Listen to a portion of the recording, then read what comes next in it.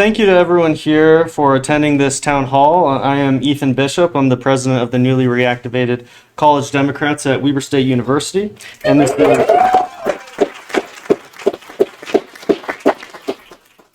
this is Mickey, one of our great members. He's going to be helping us out.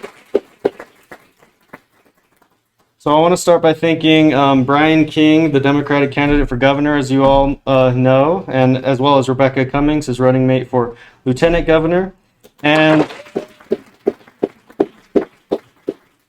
all of you for being here. So how this is going to work is today we are going to ask a couple of questions before leaving the floor open to anyone who would like to ask Brian or Rebekah anything. Just raise your hand to be selected, and we can do that. So after they take a few of your guys' questions, we'll jump back in, give it back to you guys, and so on. So I want to start off by asking a question to both of you. You guys can just kind of jump in whatever you want to add to each other's answers for the whole town hall. So there are only 8 days left before Election Day. What is your strategy to push your campaigns over the finish line and ensure your message resonates with undecided voters? Well, you captured it well, Ethan, in the sense that what we're trying to do is we hope we can get all Democrats and Democrat-leaning voters out. We want to make sure that we get out the vote. And we've got work to do along those lines. The campaign is doing that. And we look at folks on the other end of the political spectrum, and we think we probably don't want to engage in a lot of effort to try to persuade someone who is a hardcore Trump supporter, for example, or a hardcore Republican conservative. We haven't really worried about them a lot in this campaign, but particularly in these last 8 days, we're focusing on independents, unaffiliated voters, disaffected Republicans, and people who are persuadable, basically. And so the way that we're doing that, honestly, is to get the word out as much as we can through social media, through events like this, where we go and speak about what our position is, how we want to help the state of Utah, and reach people who are in a position to consider something for the better of the state of Utah. The motto of the campaign is for the better. We don't try and persuade people that Utah is a bad place to live or that we haven't accomplished some great things over the last few decades, because in so many ways, life in Utah is pretty darn good. But there are ways in which it could be so much better. I mean, we're 50th in the country, for example, in the gender wage gap. We are sitting on the edge of a catastrophic failure in terms of the Great Salt Lake potentially drying up. We're looking at our public education system that is absolutely under attack from the Republican supermajority. We're looking at circumstances where the legislative leadership is willing to flat out lie to people about what the proposed changes to our state constitution, what the effect of those proposed constitutional amendments are, and they don't even think twice about it. This is an abuse of power. And so one of the things that we're doing is trying to get out to speak to as many people as we can. We do it by events like this. As I said, we do it by knocking on doors. We do it by raising funds so that we can target ads to the audiences that are most likely to receive this kind of a message favorably. Rebekah, you need to hear from her because she's the impressive one in this.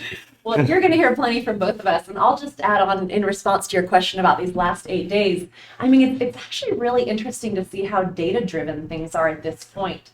You know, and people talk a lot about national politics and how few undecided voters there are at a national level. I mean, it's something like 5% of national voters. But in Utah, it's more like 22% of people are still undecided according to polling. And that's fascinating and really highlights the difference. You know, at a national level, Donald Trump and Vice President Harris are pretty well known. But unfortunately, not everybody in the state of Utah knows me and Brian. And so a big part of Get Out the Vote for us is pushing out as many digital ads as we can to as many people that we've identified as persuadable voters. So, you know, people all throughout Utah have kind of a number attached to them. Are they solidly Republican, solidly Democratic, or do they sit in kind of the middle space? And have they voted or have they not voted? And at this point in the campaign, we can be very strategic about who we're reaching out to. Perfect. And so, it's funny because we're still in call time calling people for money every day. And some people are like, aren't you done with that? No, this is one of the most expensive parts of the campaign because we have to use so much of this data to reach that 20% and introduce them mainly to Brian, because we have found if they get to know us, we are winning independents right now. Right. And so that's our best strategy to turning Utah purple. Yeah. Cool.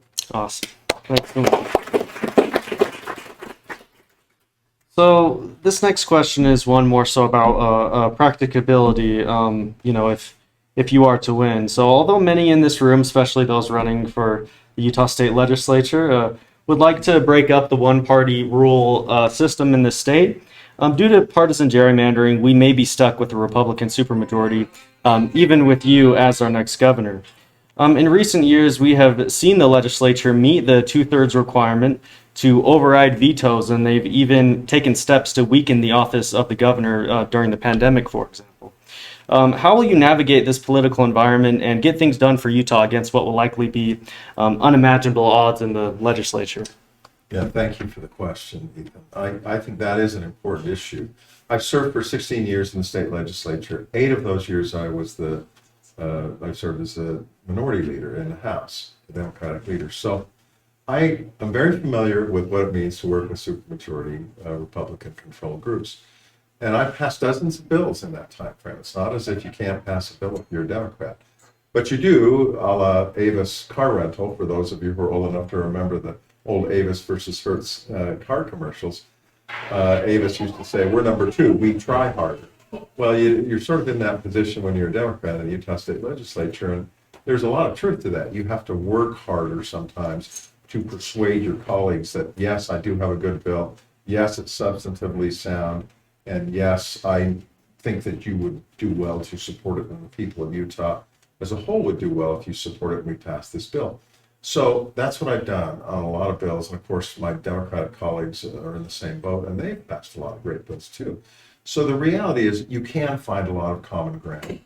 And one of the things that people don't realize until they've actually seen the legislative process up close is the great majority of bills that we pass really don't fall along Republican versus Democratic lines at all. They're more in the nature of how do we best take care of, educating our children, or making sure that we have votes counted accurately, or making sure that we clean up the air. And those are things that everybody wants. And so there are a lot of things that I think would have common ground on. I think the difference between me and Spencer Cox is going to be, Spencer Cox has never, after his first year, and I don't want to get into the weeds here in terms of the history on this too much, but his first year in office, he came to us at the beginning of the legislative session and said, I'm going to be more likely to veto some of your bills than my predecessor was, because that's just the way it needs to be. He basically was saying, I need to push back on you more. That's going to be for the benefit of Utahns. He was absolutely right in saying those things. But what he didn't realize, and he didn't count on, was the degree to which the legislature said, no, you're not going to push back on us at all. Right. And to the extent that you do, we will punish you and we will make you regret that. And that is exactly what happened. And so after that first session where he did veto a bill and it was overridden effectively, pretty quickly and soundly, and it caused him to be embarrassed, quite honestly. I think what really happened is that the Speaker of the House and the President of the Senate basically went to him and either explicitly or implicitly said, look, you need to know who's in charge here, and it's not you. We are. So we can do this the hard way or the easy way. We can humiliate you. If you want to stand up to us on controversial bills, you can do that. We will override any vetoes and we will make you look bad. Or you can just do what we want. And he's taken the latter route. And you've seen that over and over and over again. Most recently, you saw it in a very high profile way when he endorsed Donald Trump. So the difference between me and him would be, I'm going to have some bills come over that I hate, and I'm going to have to make wise choices about whether to sign them into law regardless or whether to veto them. But I will veto bills that are terrible for the people of the state of Utah. Things like gerrymandered maps, redistricting maps. That should have been vetoed. Spencer Cox didn't even say a peep about that. He just signed them into law. Laws that target vulnerable groups like transgender kids, like the LGBT community, like women and reproductive rights. Those are all things that Spencer Cox has never raised a peep about. He's just signed these bills into law. If you have a governor that is willing to, number one, speak up and tell Utahns why it's a bad bill, and number two, veto those bills, even if his veto gets overridden, that's going to make the legislature think twice, because there's a cost associated with having them pass an extreme or a divisive or a bad bill, and then having the governor say, hey, Utah, you know what the legislature just did? Let me educate you a little bit about it, because Spencer Cox is not doing that to any degree right now. So Utahns don't know how terrible some of these bills are for them and their children and their education and their environment, you know. So there's a lot that we can do, that I could do as governor, to make sure Utahns raise their voices in responding to their own legislators to say, don't pass that bill. Don't vote for that bill.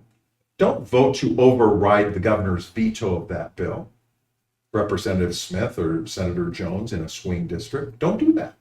Because now we understand more, because the governor has told us more about why he vetoed the bill and this is a bad bill. We don't want you to override that bill. So that's going to cause legislators to say, oh, maybe we ought to think twice before we do extreme, crappy legislation. Lawyers right now, there's no cost to them doing it, because the governor just says, oh, look, good, I'll sign it into law. Anyway, long answer. Sorry about that. No, that was good. I have nothing to add to that. Well, maybe I have something to add to this. So now talking about reproductive rights as well as democracy, an issue that's closely associated with it, especially in Utah.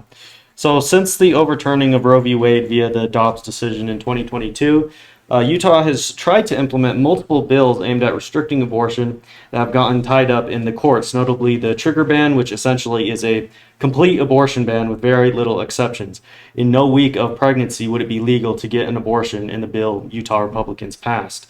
Now, since these measures have been stopped in the courts, the legislature is trying to intimidate the courts to follow their agenda through measures like HJR2, a rule passed in 2023. This rule now makes it harder for judges to temporarily block laws such as abortion bans. Judges can no longer issue an injunction unless they determine that the people challenging the law have a strong chance, what the rule calls a substantial likelihood of success, of winning the case and getting the law overturned. Previously, to issue an injunction, they basically only had to see a serious issue with the law. So the Republican legislature is so committed to ripping away a woman's fundamental right to make decisions about her own body that they're willing to destroy our system of checks and balances to get their way. There's also even more talk about Republicans going after the courts this next legislative session due to the Utah Supreme Court striking down the Republican-backed Amendment D as well as Amendment A ballot measures. As governor, how will you fight back against this tyrannical government that is the legislature to safeguard reproductive rights as well as our American system of government? I think Rebekah and I are on the same page on this, so I'm going to let Rebekah take a first swing at that. I have thoughts. Sure, and I'm sure we'll both weigh in on this one. It's such an important and timely question, and I think it is actually driving a lot of people's votes right now as they go to the, even if they consider themselves Republican, they can see that things like our 6-week abortion ban is the result of single-party control. It's a result of having a monopoly on ideas and not having checks and balances between the governor and the legislature. Because a 6-week abortion ban is extreme. I mean, when you poll, even in Utah, but certainly nationally, that just medically does not make any sense. And we're starting to see what happens when you have these draconian bills in places like Texas and Florida and Georgia, that you get these terrible outcomes that no one wants. You get women bleeding out in emergency rooms. You have people dying of sepsis because doctors are afraid to treat women until it's potentially too late. It's terrifying. And, most people understand that a line is going to have to be drawn somewhere, but that has to make some sense. We believe that women make these choices much, much better than the 104 members of the Utah State Legislature. I mean, I actually have an LDS OBGYN who wrote an op-ed for the Deseret News. He personally does not perform elective abortions, but he says that our 6-week abortion ban makes medically no sense with how complex these issues are, how difficult these choices are. And I think that I mean, what can we do? I might leave for Brian to talk about a little bit, but you know, where we stand as a campaign is that, again, women make these choices better than the legislature, that we believe in agency in this state, or at least we say that we do, and that these choices are best left to families and not to us. I mean, this is a deeply personal issue for me. I mean, I'm active LDS church member, and I've had many, many people say, how in the world can you be anything other than pro-life in favor of these kind of bills as a member of the LDS Church? Well, let me tell you. Number one, I understand what the teaching and the doctrine, the policy is rather a better word for the LDS Church is on abortion. And it is to say that members of the LDS Church are not subject to discipline or not retaliatory, but to corrective action by their church authorities if they choose to have an abortion that's the result of rape or incest, fatal fetal abnormalities, or the life or health of the mother. And those are relatively broad categories. Now, the legislature has said, well, we're going to narrow those categories substantially. For example, on rape or incest, you can't qualify for having an abortion under rape or incest unless you have a reporting of that within a very short time frame after the incident. And when you're talking about fatal fetal abnormalities or health and life of the mother, you have to have two physicians come along and say, yes, I certify certain qualifications in the form of language in the statute are satisfied. When we passed that trigger ban bill back in 2020, my dear friend, Representative Harrison, Suzanne Harrison, who is an anesthesiologist, member of our caucus, stood up and said, where did you get this language in the statute, in this bill that we're talking about? And I can't remember what their answer was, but they verified what she suspected, which was it has nothing to do with medical information. It has everything to do with legislators who were non-clinical putting in there something that they think sounds right. So, you know, there's a big difference, in other words, between what the LDS Church has to say and its policies about abortion and what we put into law with the trigger ban. That's number one. But number two, my own personal feelings come into play in my personal experience. I had the misfortune of being in a room where the doctor comes in and says, I've got some terrible news for you.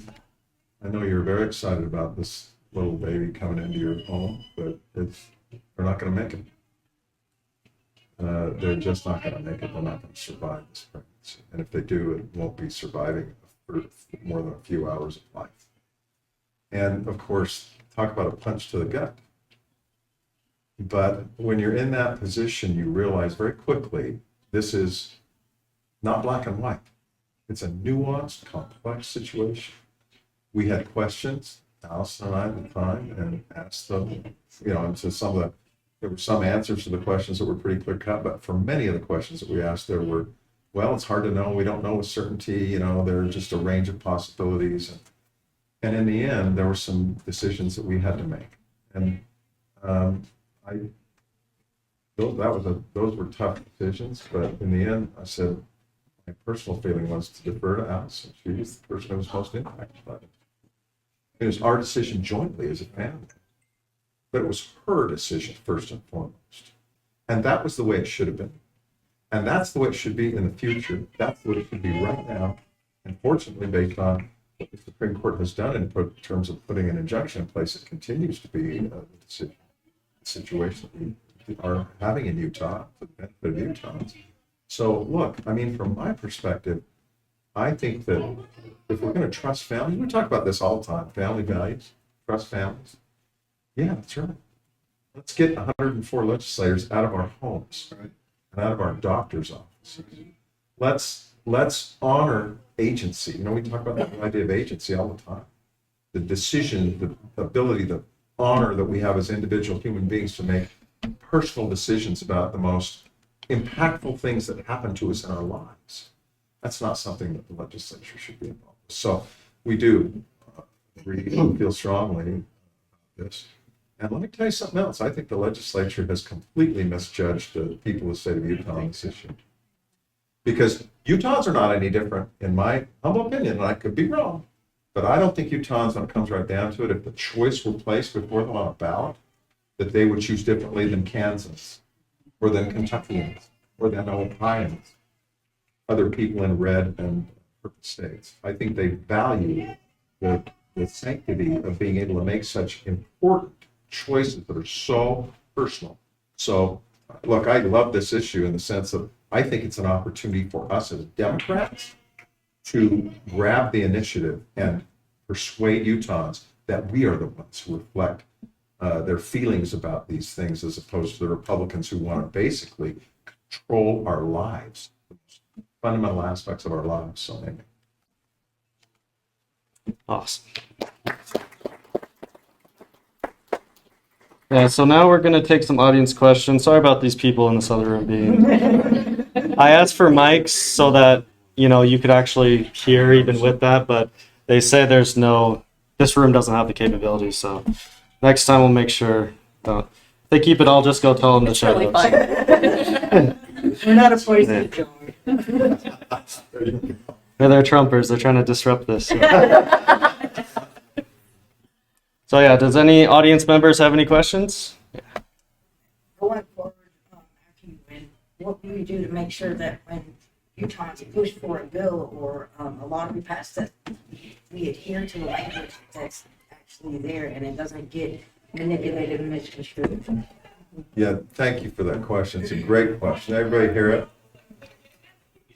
So the legislature passes laws and the governor and the executive branch execute those laws. They put them into effect. They carry them into effect. And there's a lot of latitude given the executive branch to do that effectively. So I think that just by virtue of having a governor in office that is going to look at the law and say, this is how it is going to be put into place, you have some guarantee that laws that are good and have a positive impact on people's lives are going to be well executed if you've got a good governor who carries out, has an administration that is effective at executing the law. So I think that would probably take care of itself.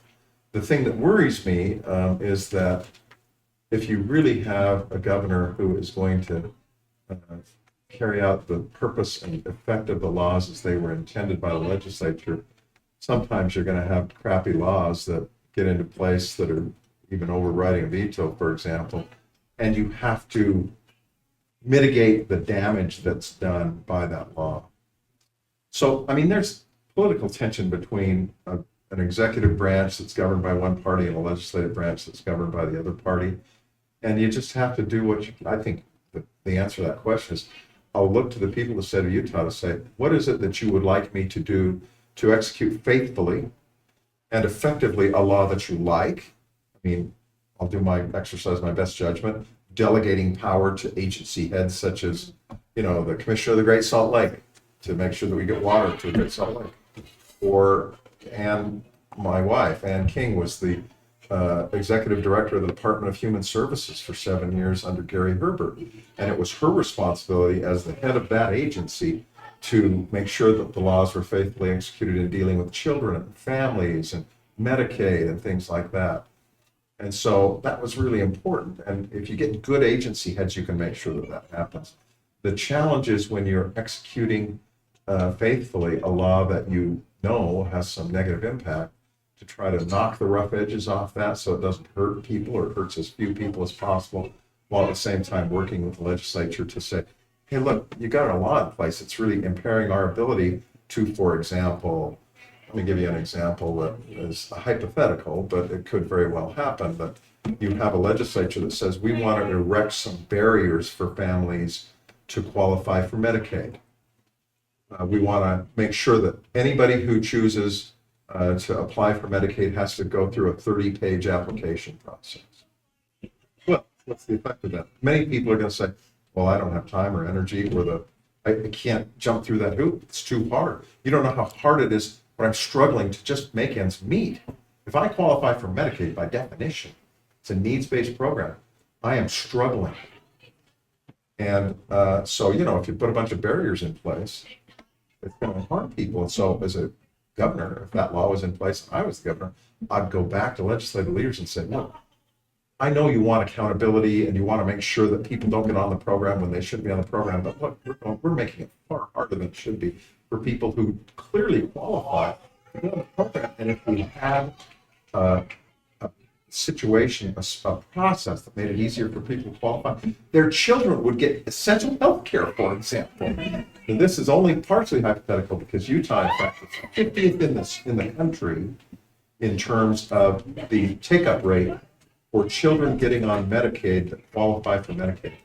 We're the worst in the country at having our children who qualify for Medicaid actually get enrolled in Medicaid and have access to health care. So this is something that, we could do in the governor's office to make it a lot easier. I'm sorry. God, you give me answering these questions and I just keep talking.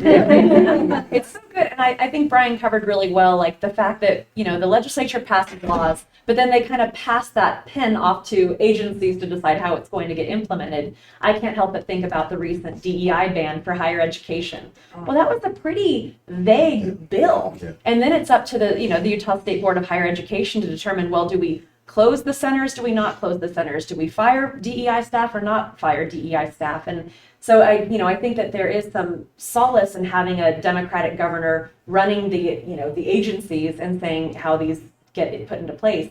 I do also want to speak though to ballot initiatives, so kind of a higher level. And one thing I can speak for certain on is that we support ballot initiatives. It was really frustrating to see Spencer Cox in the debate against Brian when Amendment D came up. He was just parroting the same talking points that we're seeing from the Republican members of our legislature. We don't want to become California. We're going to let the voters decide. Instead of telling the truth about what was happening with Amendment D, the problems with it, he just kind of did, I could see it going either way. If we had a King administration, I know that we would protect ballot initiatives and protect that part of our Constitution and stand with our Utah Supreme Court in their unanimous decision. So. Just I won't go on too long here. One of the things that we're talking about, and we talk about a lot, is we have a monopoly on power right now. The legislative branch and the gubernatorial branch, the executive branch, the governor, have been of the same party for 4 decades, 40 years now. The last year Scott Matheson was in office was in 1984. You and I were in law school. And it was frustrating to have nothing but Republican control since then because monopolies, you think monopolies work well in a market or for economies? No, they're terrible. We as consumers get hurt when we have a monopoly in place. It's no different when you have a monopoly on political power. We need competition.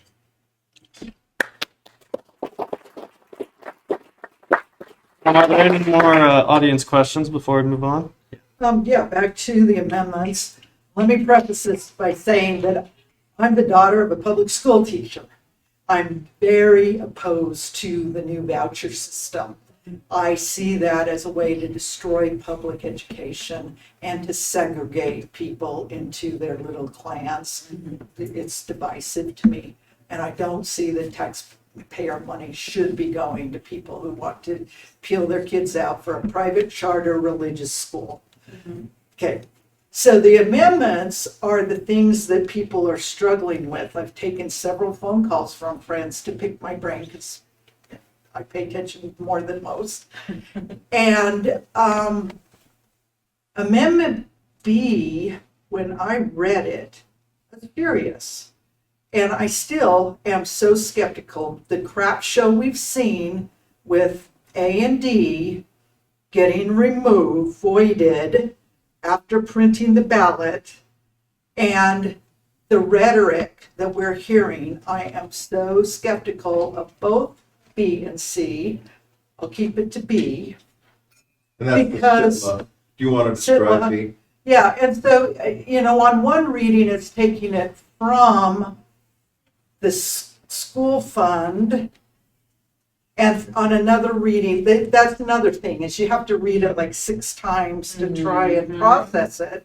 You get one sentence, and without doing a deep dive, I feel for people walking up to a ballot box, seeing that for the first time and going, oh. Right. And so I fear that, and I'm all for a stronger public trust fund and having that go to public schools. I fear that it's going to inflate that money in public schools, and there's going to be more scraping away to say, well, the public schools are doing really well, and so let's put some of this money over here.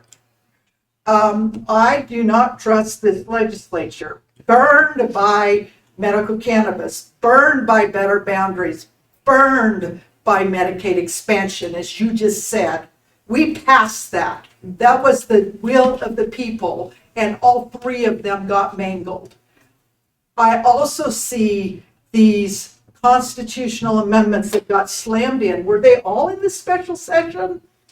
No, so B and C were actually, well, A too. A, B, and C were passed in the 2023 session, Okay, I think. okay. Could be wrong about that, but So them getting slammed in, and here they are, we're confronted with it. I also think that this is the dry run to see how easily they can manipulate Utahns and start changing our constitution, and I'm furious. Yeah. I'm voting no. well, we're happy to answer, to talk about public ed and vouchers, I know. You Yeah. have some thoughts. I mean, the main thing I'm applauding right now is your righteous indignation over what's happening with public education right now. It's infuriating. I'm not sure, I think that you said we'd have a few minutes maybe to give like a shortened version of our stump speech, but I'm a librarian. And we have been under the exact same attack that our public school teachers have been under for the last few years. And what I often say is it's not about the books. It's about eroding faith in our public institutions to do the things that they want to do, to invest in charters. More Utahns should be angry about this.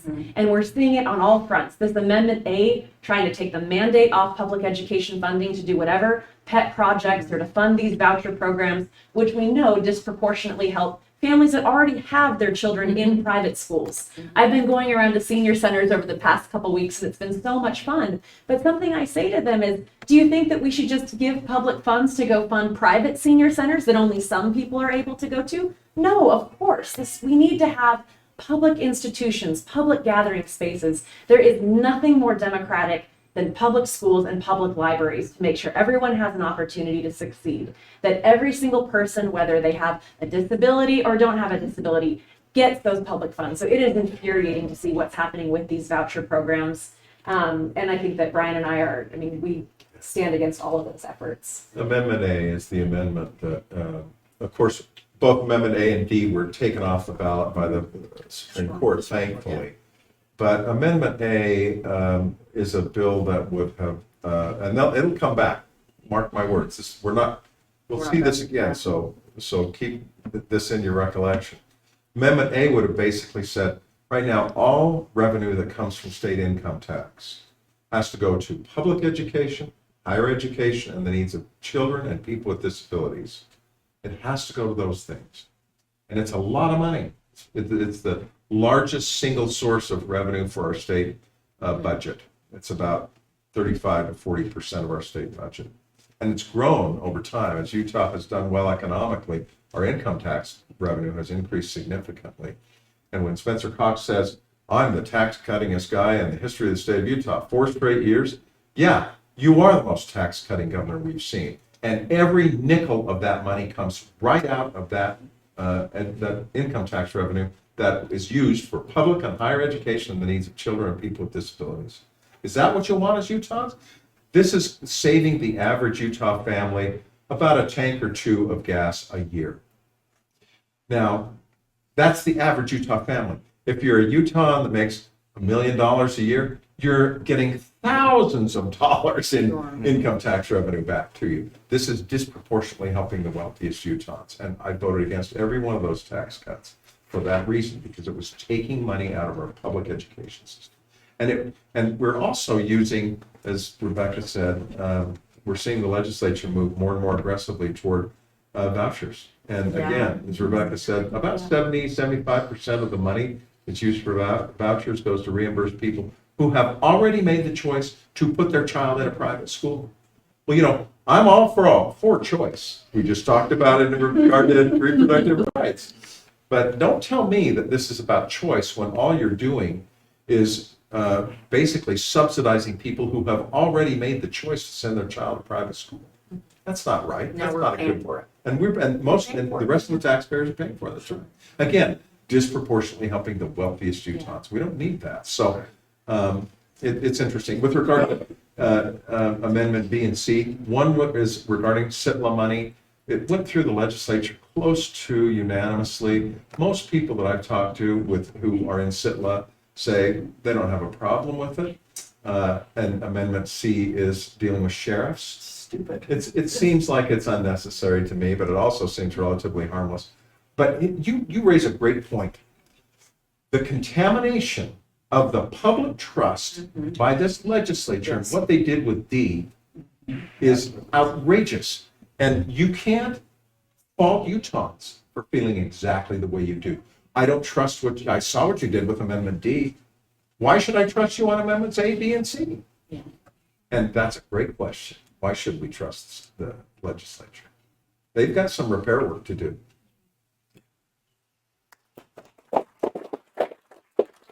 So we're going to ask just a few more questions, then we're going to take more from the audience. So I want to pass the mic over to Mickey.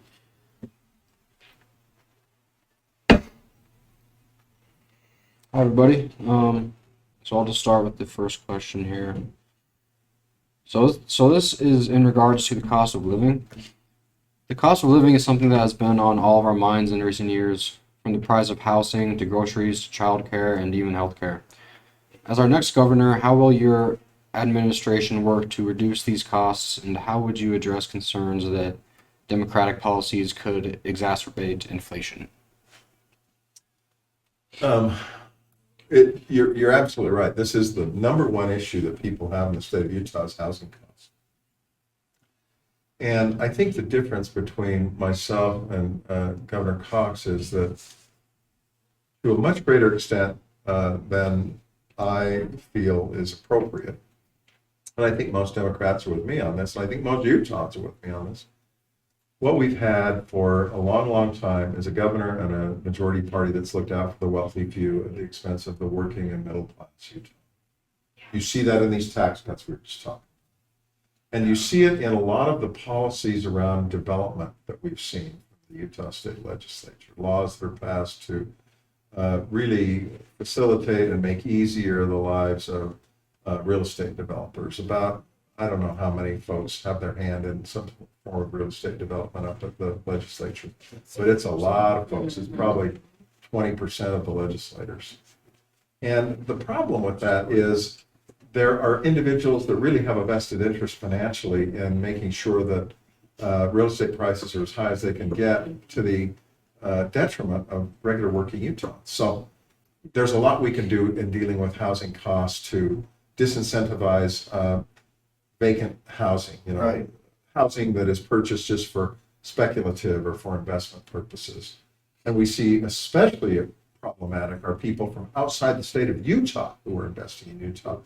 I mean, it's one thing for Utahns to do that. That's bad enough.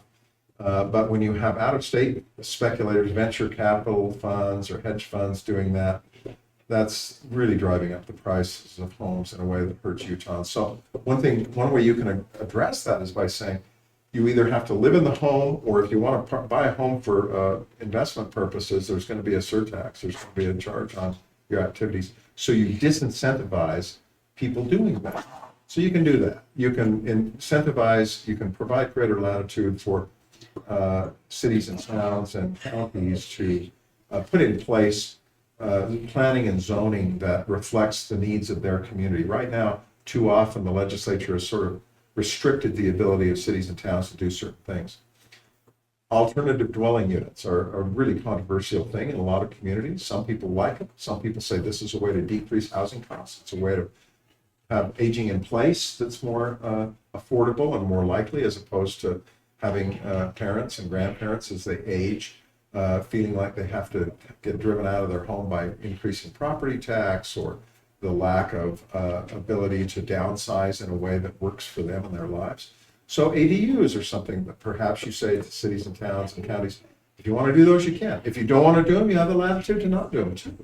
So not having the legislature restrict planning and zoning that's creative and addresses the needs of the people in the community, that's a good thing. There's a lot of stuff on this transit-oriented development. You can get really out into the weeds of wonky policy stuff. I don't want to do that, but I do want to just say, to answer your question, specifically with regard to housing costs, this is critically important. We need to do a lot better job of addressing Utah's need. To conclude, the last thing that we want is for our children and grandchildren to come to us and say, look, I'd love to stay here with you guys in your neighborhood or in your area, someplace along the way, but I literally cannot find a home in the Salt Lake Valley that sells for less than $500,000. Now that's true, and I think for up here in Weaver County, it's probably not much different. I don't know, Stacy, do you know, Rosemary, what the average median? I mean, the lowest priced home is probably still north of 400,000. So Average up here is 550. I mean, it's crazy, and I don't want my children moving away. I don't want my grandchildren moving away. But unless we deal with it, that's what they're going to be saying. I'm going to move to Iowa or Wyoming or New Mexico or someplace where I can buy a home for crying out loud. So anyway, Yeah.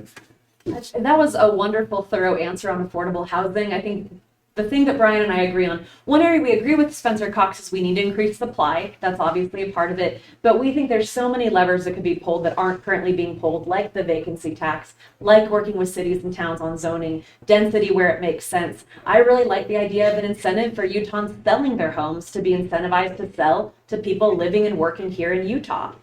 We talked to some really creative mayors who are thinking about how they can attract and retain people like teachers and firefighters using things like SITLA land, but building houses on top of that. So I think just, again, thinking creatively of what can we do to make sure that our kids and grandkids can continue to live here. Another area I care about deeply is childcare costs. I mean, it is right now, Utah is one of the worst states in the country for having affordable, available, high quality childcare. And that puts a lot of families in a terrible position where they can't afford to live on one income, but they also can't afford to invest in childcare.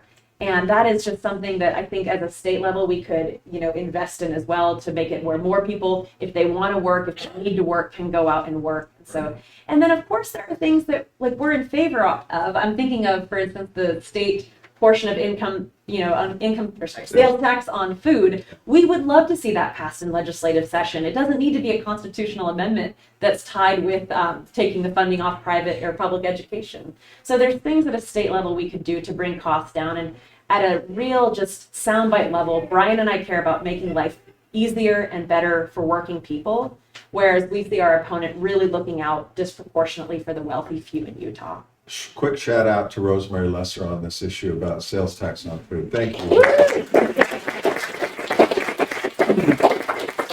Rosemary Lesser is a gem. She worked so hard for this community. This Weaver County and Ogden specifically. If she doesn't get reelected, I'm going to be really, really sad, and you should be too. Yeah, we were saying on the way here, there's some races we're more emotionally invested in than others, and yours is one of them. Some great responses. So the next question has to do with rent caps. So, as like a follow up on the last question, do you support implementing rent control or other housing policies to prevent skyrocketing rents? And if not, what alternatives would you propose to ensure affordable housing for Utahns? Yeah, that's a great question. You have some urban areas, of course, Manhattan is famous for having rent control.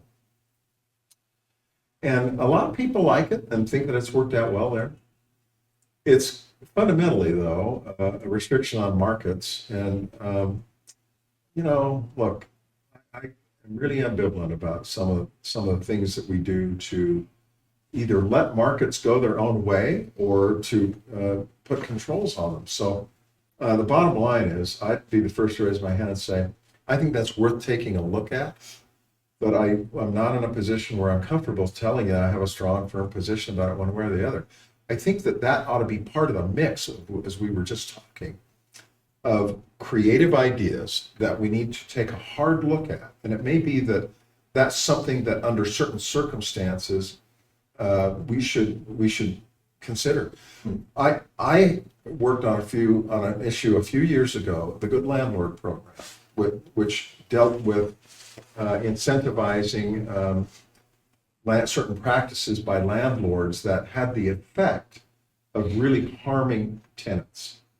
And one of the places that we did a lot of work and study on it was here in Ogden, because there were folks in Ogden who were very concerned about restricting the Good Landlord Program. And folks in my position down in the legislature said, well, the Good Landlord Program has the perverse incentive of driving some people out of the housing market. So these are complex things, is the bottom line. And I don't want to come in here and say, yeah, there's an answer.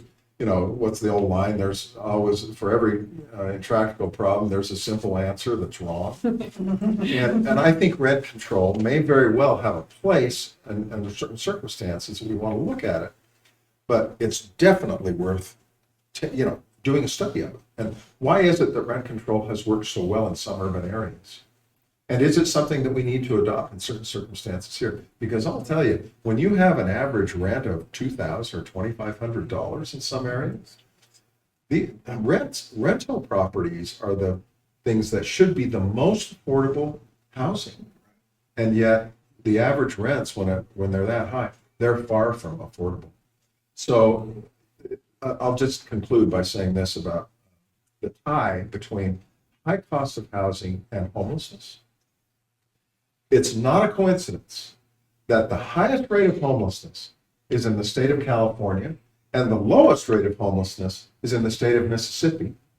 And the highest cost of housing is in the state of California, and the lowest cost of housing in this country is in the state of Mississippi.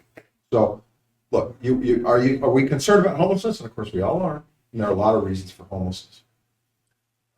That's a very complex thing too. But one of the very clear correlating and causative factors is cost of housing. So, I'll add one thing to yeah, that please, as well. please. I mean, to directly address that question, I think I'm less interested in an artificial cap and more interested in renter protection, that they can't just decide to double your rent very quickly. Right. You know, that it has to be an incremental raise over time. And I think that addresses, or it starts to address things like homelessness, because people's rent doesn't shoot up overnight and then they have no place to go. So I would just slightly tweak that language, but I think in an important way, of not that we would implement rent controls or want that, but we need greater renter protections and a greater balance of rights between renters and landlords that we don't currently have in the state of Utah. Well put.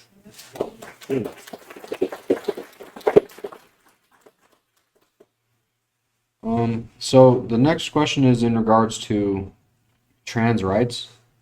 So given the recent passage of bills that have banned trans people from using bathrooms that correspond with their gender identity, as well as gender affirming care for minors, and a sports ban for trans girls, what is your position on trans rights, and do you have any plans to veto bills of this sort? Sure, I'll take a start at this. I mean, I think these are bills that really, they hurt my heart, because they are absolutely targeting some of the most marginalized people in our communities. You know, I actually would go back to Governor Cox's letter 3 years ago and say he was right on 3 years ago on this issue, that over trans sports, we had four athletes in the state of Utah. And what I see a lot of these bills as, they're distractions away from issues that affect all of us.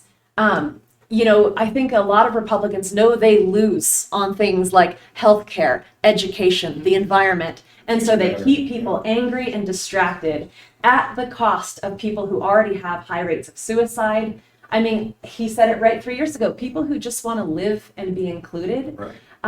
I'll let Brian speak to whether or not he would veto those bills, but I think for us, you know, we just look at what's happening and we know what they're doing, that they are really throwing Utahns under the bus to keep people not focused on issues that affect their day-to-day life.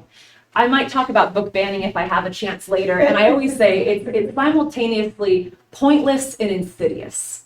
it affects actually very few people, but what they're doing is so insidious because they're erasing stories, erasing identities. And so Brian and I stand firmly with our LGBTQ community. I think we're really proud to say that Equality Utah endorsed Spencer Cox in 2020, and they've endorsed our campaign in 2024. And there's a good reason for that, because they know that we'll be allies and listen to them and work with them on these issues. Yeah, thank you. You identified 3 bills, and they're all problematic. One was, of course, the trans athletic bill, and one was the bill involving bathrooms that we just passed in this last session. What was the third one? Affirming care. Yeah, yes, that's right. Gender affirming.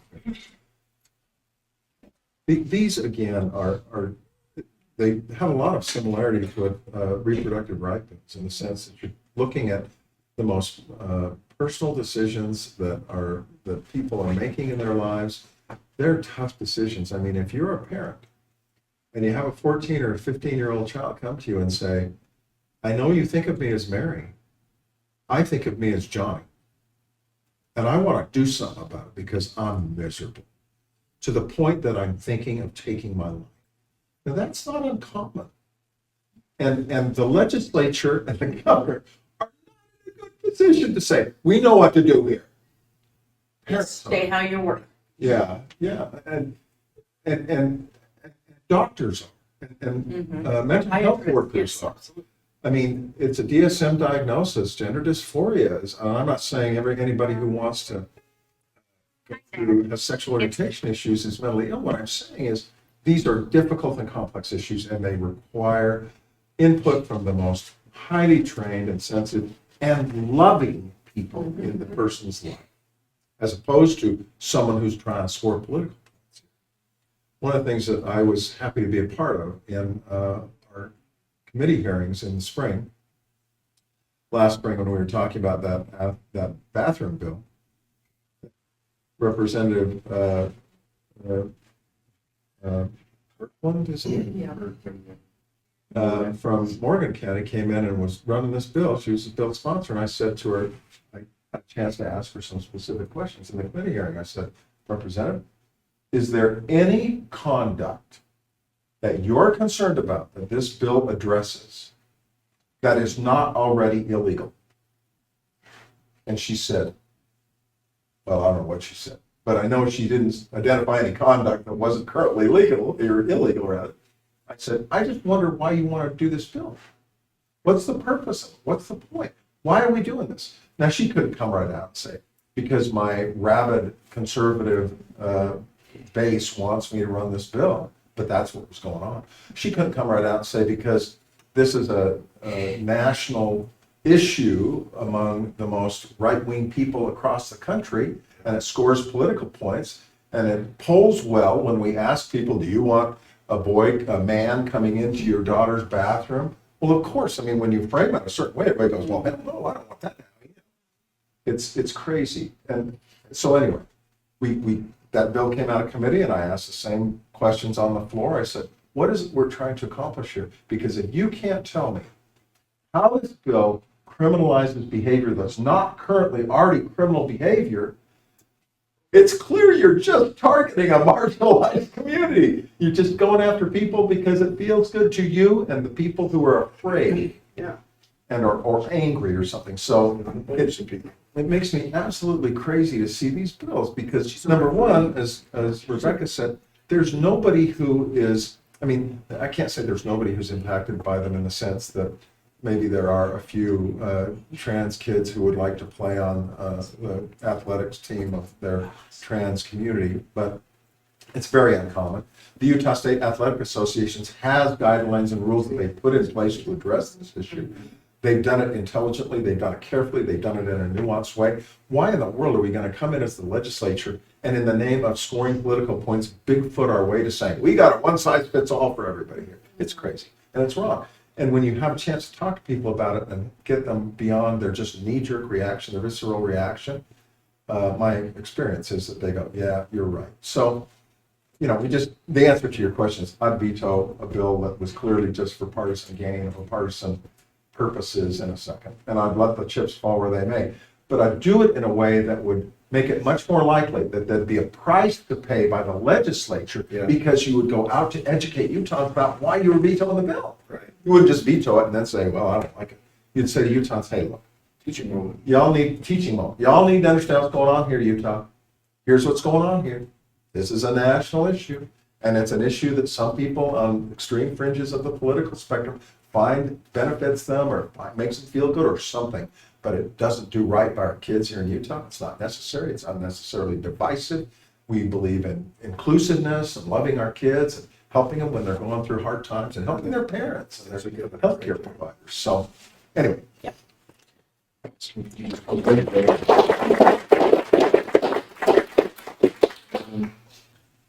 Well, this next question actually has to do with book banning, which is convenient. Convenient when your running partner is a librarian.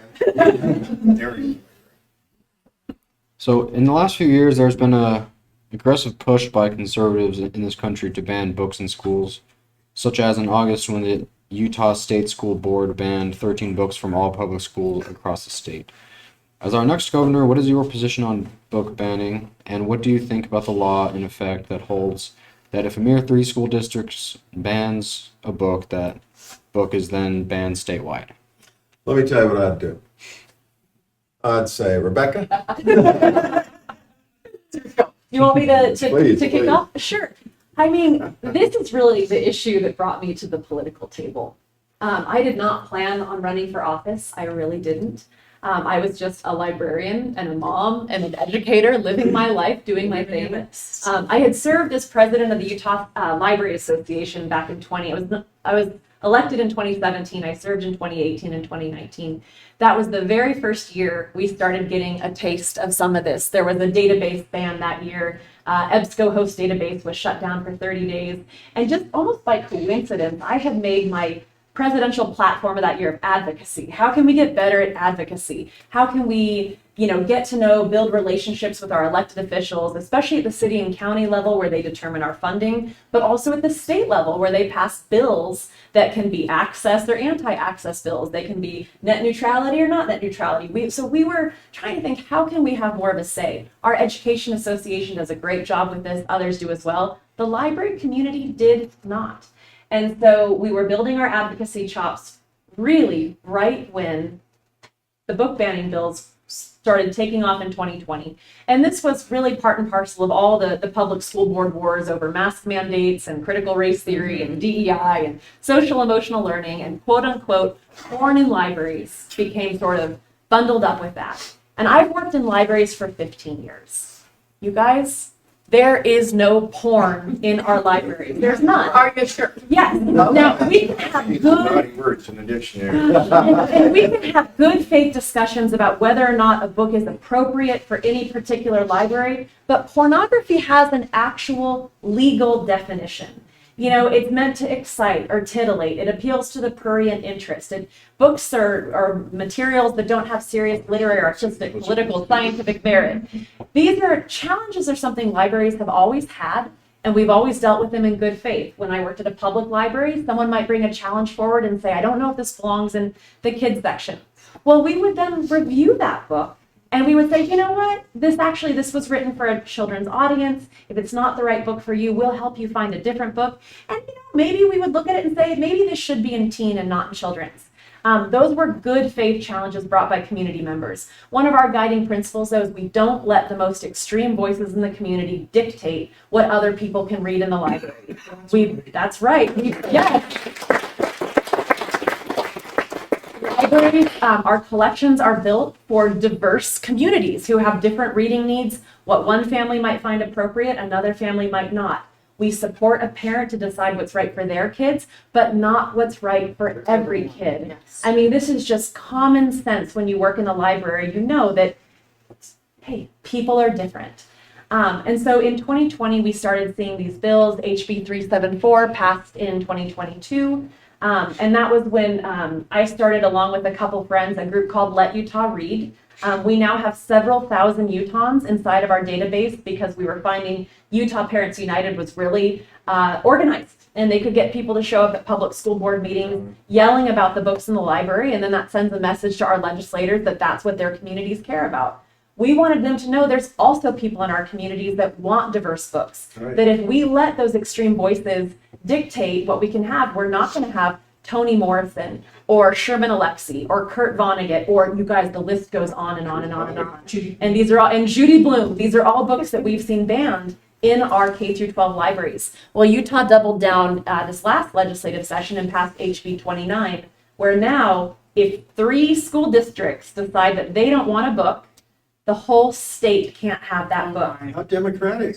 And I mean, Brian loves to say, I love this, he says, we love local control until we want to control the locals. Yeah. So we're now letting people in Daggett and Washington County and different parts dictate what our kids in Salt Lake City or Weber or wherever can read books. And this is just, I mean, first of all, it's against our values. It's very un-American to say what anybody else in your community can think and read and express.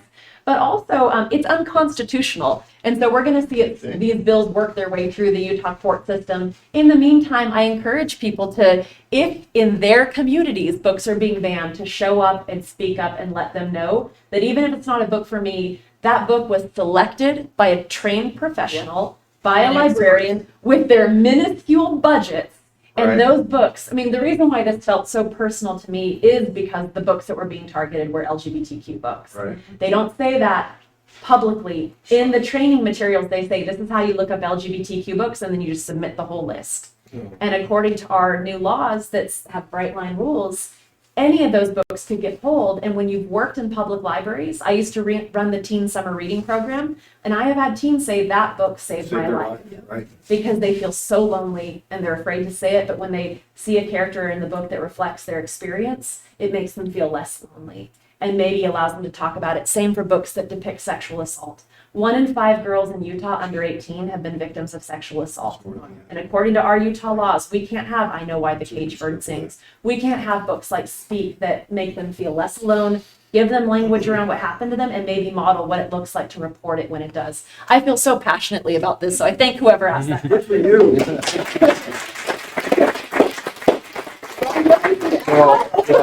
One of the things that Rebekah says as part of her stump speech is, I am not offended by literature or information that addresses the hard realities Right. of actual living. Right. That's, I slotted that a little bit, but Yeah. you know the line. And that has stayed with me. I've listened to this speech from, the stump speech from Rebekah Cummings dozens of times. And it never fails to move me, that aspect of it, because it has been driven home to me just listening to this over the last few months, how important it is and effective it is for us as human beings to be able to experience these things vicariously. And that's what we all do by reading. And that's the wonder of books, is that you can experience all sorts of things actually doing it, going through it yourself. And so for a child, for a young woman who's 14 years old, whose friend or stepfather or something has sexually abused her, and she doesn't, she's processing. For her to have access to something like I Know Why the Caged Bird Sings, or some other book that describes what another young woman went through, how she dealt with it, and what the impact was, and what the consequences were, and see herself there and be able to say, okay, they got through this, I can get through this, or this is how I get through this, as opposed to just sublimating it and having to unconsciously or consciously deal with it without any external help at all. It really is a powerful thing that I've, just listening to Rebekah, become converted to, in the idea of appreciating more the need for us to avoid this book ban nonsense.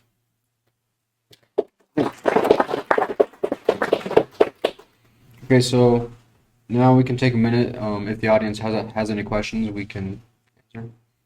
I think he was Okay. first for you. So this is an issue that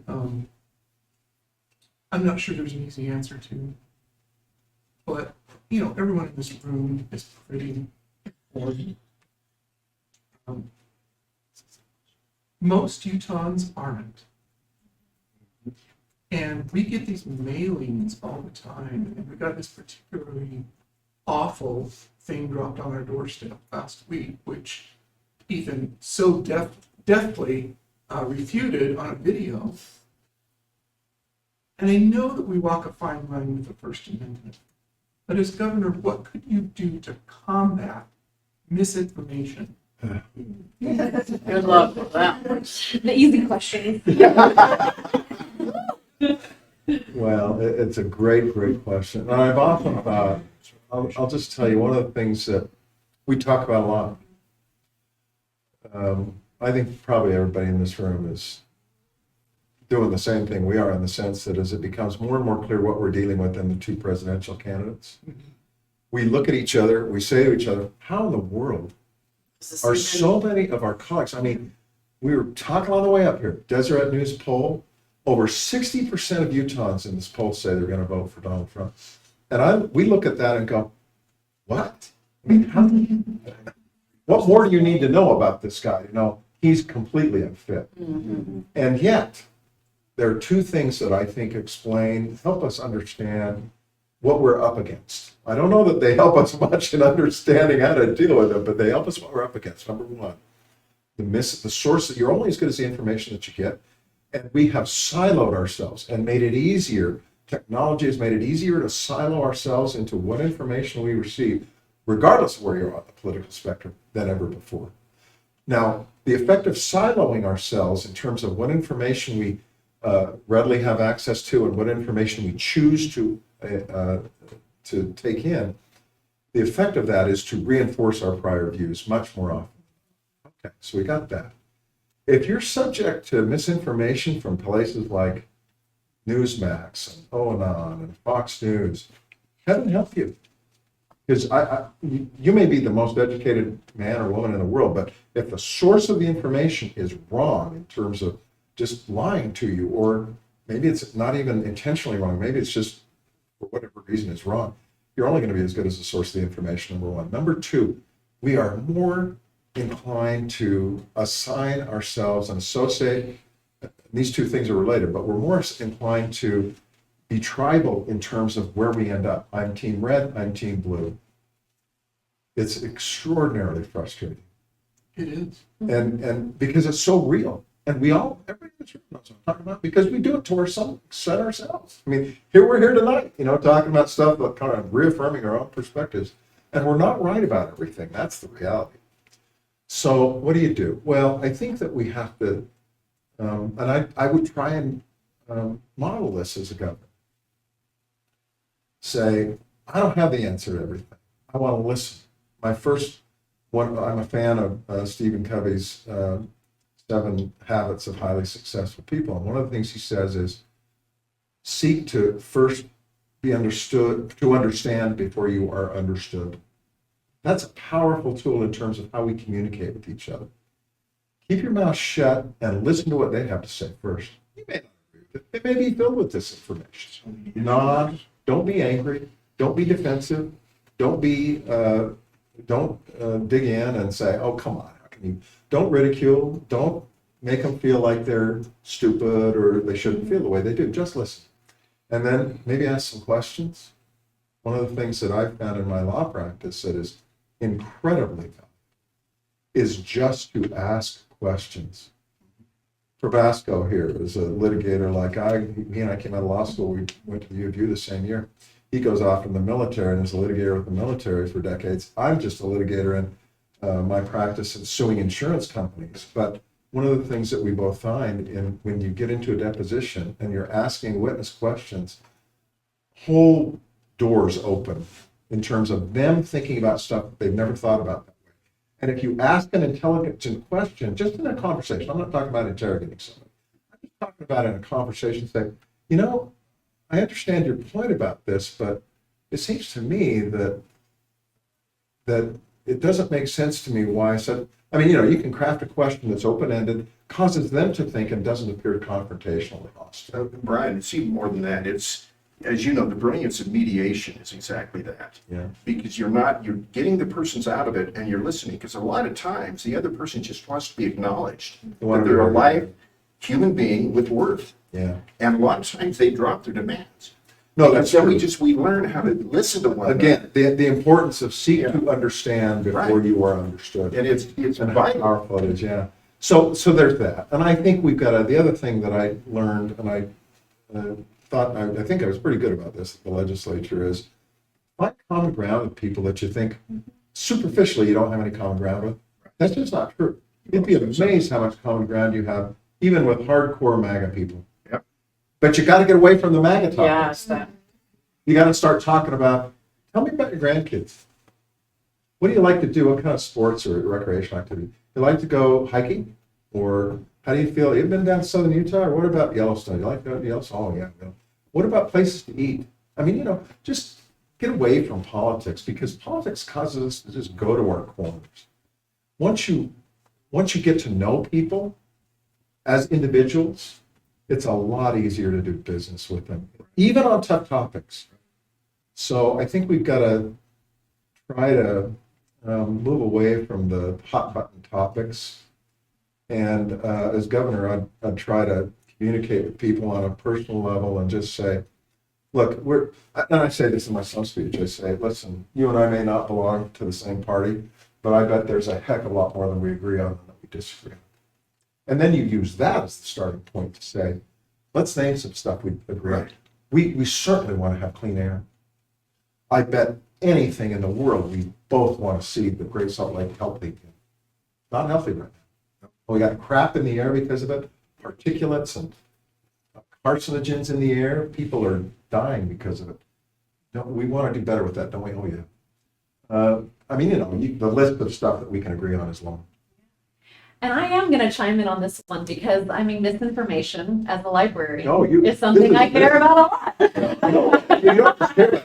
Rebekah teaches at the University of Utah on misinformation and in information Yeah. technology. Yeah, and actually what's kind of funny is I'm on sabbatical from the University of Utah right now. It's what's allowing me to do a lot of this campaign activity. And the reason I'm on sabbatical is I'm supposed to be writing a book right now on how AI is supercharging misinformation and censorship. Oh, interesting. This is something I've been teaching on for the past few years. I've actually developed some curriculum for K through 12 teachers to help with digital and information literacy, because really for a while, librarians were behind the eight ball. We weren't teaching information literacy for the environment we're currently living in. And so at the University of Utah, when I was teaching my classes, I really started to think back to first principles. And in part, this was because my undergraduate degree was in philosophy and what are we justified in believing, even thinking about standards for evidence. And so at the U, when I'm teaching to my classes, it starts with, first of all, misinformation isn't new, maybe giving some funny examples of misinformation or propaganda or other things that existed in the past, but also being aware of why it is worse today than it's ever been. And we kind of go through the history of the advent of the internet and gatekeepers being gone and regulatory changes like overturning the fairness doctrine and the equal time rule that means that we're not getting news in a fair and balanced perspective, thinking about the incentives of social media and the algorithms that push us towards more inflammatory content, now the rise of AI and things that will look. Anyway, I bring this up because it's an interesting question. How did we get here? And how do we get out of it? Because misinformation, just even in the narrowest deployment of AI with social media, we can see all the unintended consequences on our mental health, on our civility, on the decline of democracy. And so when I teach on possible interventions, I tend to put it in 3 buckets. How do we increase education? How do we help people gain those information and digital and media literacy skills at every level? Because actually our students do better in some regards than our elderly population because they weren't trained to identify things like photoshopped images. And so education is a big part of it, and we can do much more in that space. And actually at a local level, we can do a whole lot more. And then thinking about policy interventions, do we have consumer protection laws that really cover what these known harms of what social media companies have done for us? Do we have algorithm audits that monitor those harms? No, we have nothing right now. And then in the third bucket, thinking about, we've got education, policy and technology? Are there ways we can leverage technology and have some oversight of what our companies are doing? So there are things that we can do. And honestly, if we do get elected, this is something I would want to have a piece in, because we act as if it's all out of our control, but it's not. There really are things. I did a presentation back in February of what are, the algorithms that select for content, what they could learn from library collection policies. And it was kind of funny, actually.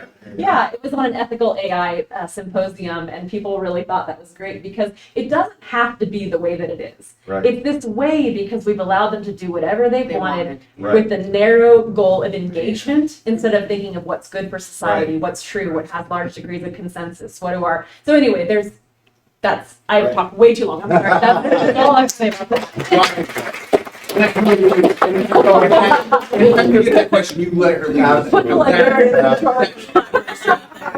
We're finishing up our campaign fundraising for this campaign. We're going to end up raising around $750,000. That's a lot more than most Democrats running for statewide office have ever raised. But Rebekah and I have spent hundreds of hours on the phone talking to people. I mean, our average contribution is $150, something like that. Spencer Cox, when you look at the number of contributors to our campaign compared to the number of contributors to his is like this, ours is like this. Now, when you rely on a few really wealthy contributors, whether they're corporate or individuals, it sure makes your life easy. Makes your life easy as a candidate, as an elected official. And so what you've got to do is find those people who are really committed to saying, I am going to look after working middle-class Utahns. And people who can't or won't, children. They're not working middle-class Utahns. They're children. Or people who are disabled, or people who are on the end of the other end of the age spectrum. But people who are least likely to be able to have the money to go hire a lobbyist and turn the head of an elected official and say, hey, I need you to do this, and here's why. I mean, and it's not like elected officials are evil when that happens. It's like they are, again, we get back to, we're only as good as the information that we get.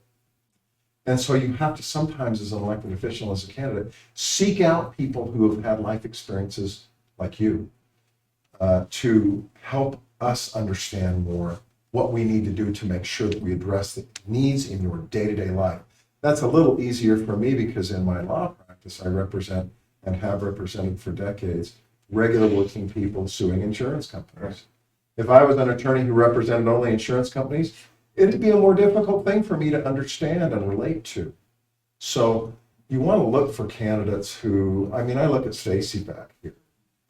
Stacy's life experience, I don't need to tell it to you, y'all know, or she'll tell you. It's very much the kind of life experience you've talked about. Working, single mom, a fair amount of the time, and understanding what it means to try to make ends meet. You elect that woman, she's going to go up there and do a great job representing you.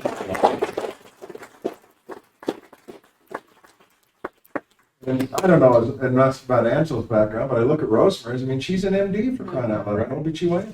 She's dealing with regular people every day of her life and children. So she brings that perspective. So I think we've just got to work as hard as we can to make sure that elected officials, that candidates get elected, and that the elected officials that we have bring to their job a commitment to represent regular people as opposed to, well, I'm just carrying water for the people who give me my campaign contributions. And I've worked really hard with circles and going up to the Capitol and talking. Circles And that's is where great. we've met before, Yeah, right? Circles is And great. that's my passion because, I was raised in poverty. I knew nothing but, Right. my mom was a teenage mom. She didn't say, hey, this is really hard and this sucks. Right. She never told me any of that, So of course, That was your model. that was my model. That's what I was going to come into. And so there's a lot of participants that I work with that are scared to talk. And so I sat up there and read their letters. And I've got up and talked because, I know that if you don't sit and hear me, who was 14, who had to make that decision 2 years before I could even drive a car, of whether I wanted to be a mother or not. But I'm so repulsed at the fact that somebody from the state of Utah could be sitting next to me and my dad and the doctor who sat and really had to make that hard decision, right? And so, on top of everything else, I feel really defeated, because I can't even go buy a house now. And I've worked my ass off my whole life to raise my children. And I'm scared for my grandchildren. You've kept the rules. You've done what everybody said you should do.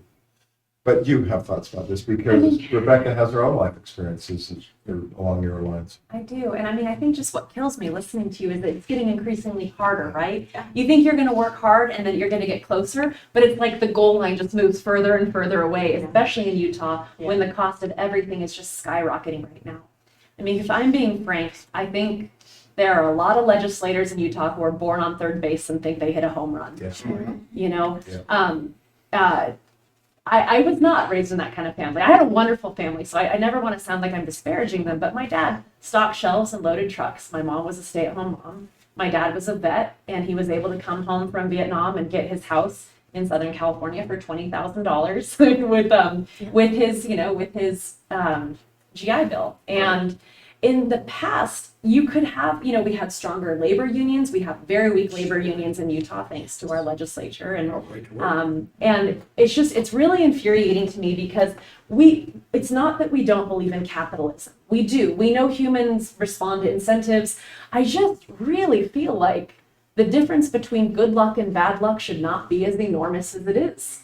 And that, what we often attribute to choice is just as much chance. And there needs to be some humility with our legislation. We should allow people to work hard and get ahead. That's wonderful.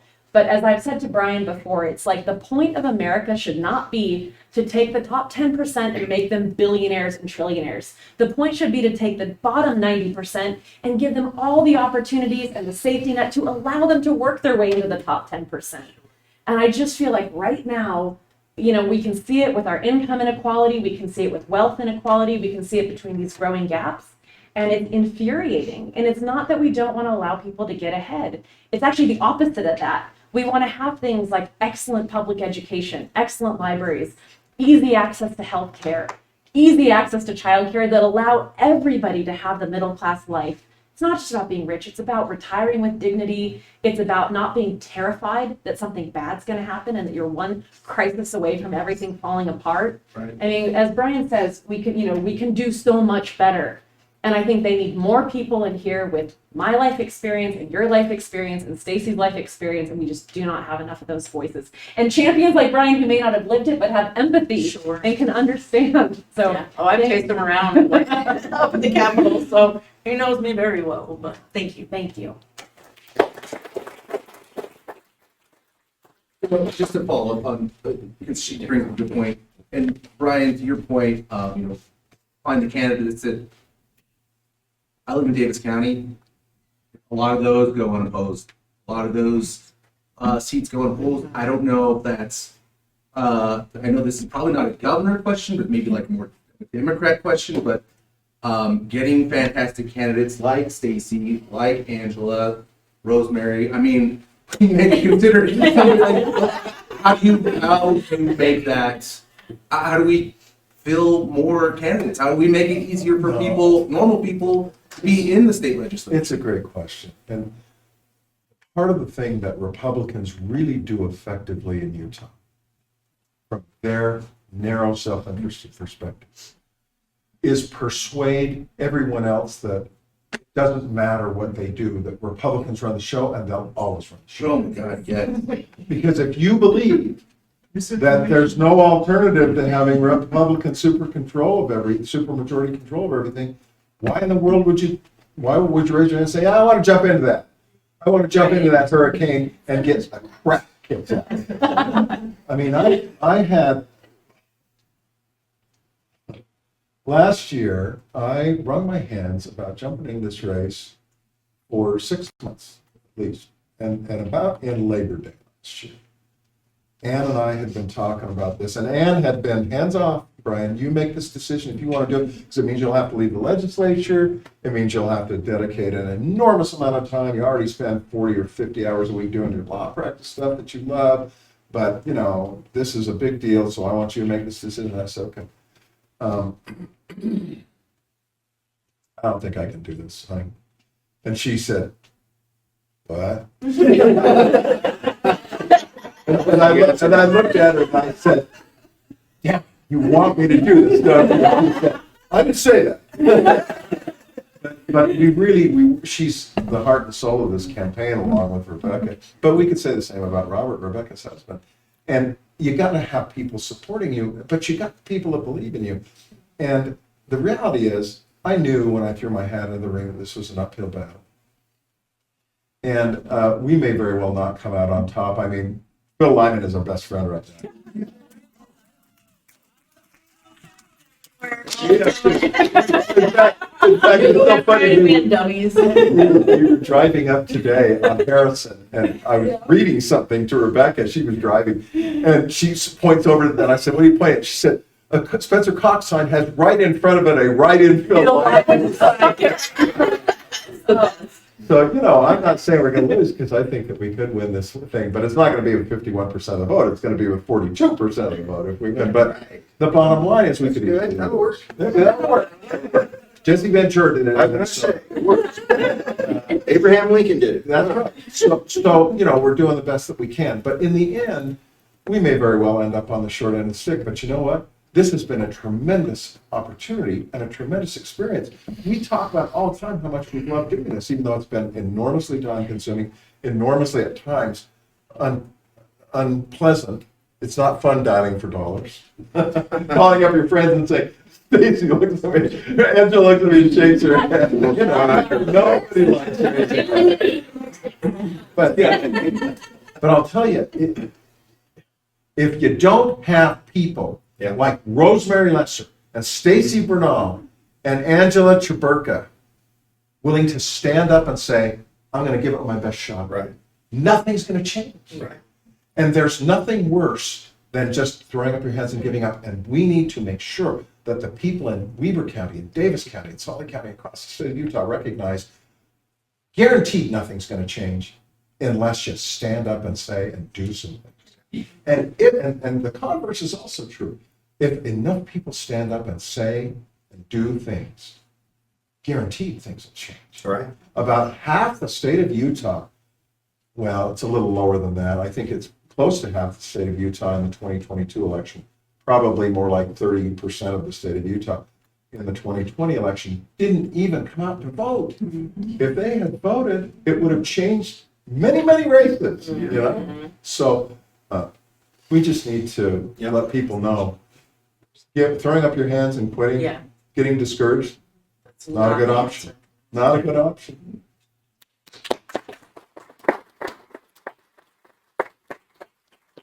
So we are a little bit over time, but that was awesome. I want to thank everyone for being here. This is the biggest showing we've had for any of our events. So.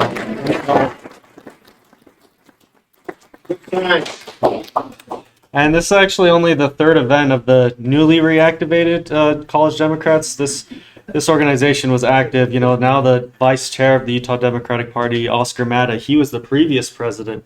And at that time, they had like 50 to 100 members. And now we're just rebuilding it from scratch. So you guys are really doing a lot to advance the Democratic message in Weber County and to eventually flip the entire state of Utah, hopefully, with this election. Yeah. So Thanks to Ethan, thanks to Mickey. Yeah.